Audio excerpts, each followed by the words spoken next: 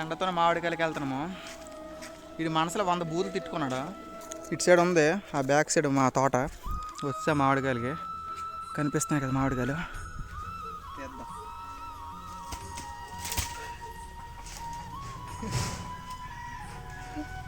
మొత్తం కొమ్మతో వచ్చింది. దీన్ని ఇప్పుడు కోసుకొని ఉప్పు కారం వేసుకొని తిన్నాం. ఓకేనా రండి. అయితే మామిడికాయనైతే ముక్కలుగా కోసాము. లైట్గా కారం వేద్దాం, లైట్గా ఉప్పు వేద్దాం.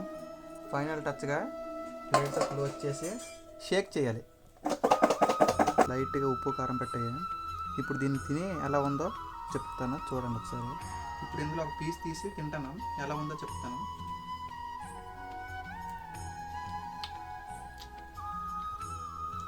పర్వాలేదు, బాగానే ఉంది, కానీ లైట్గా కారం అయింది. మీరైతే లైట్గా కారం వేసుకోండి. వీడియో నచ్చినట్టయితే లైక్ చేయండి. కొత్తగా ఎవరైనా చూస్తున్నట్టయితే సబ్స్క్రైబ్ చేసుకోండి.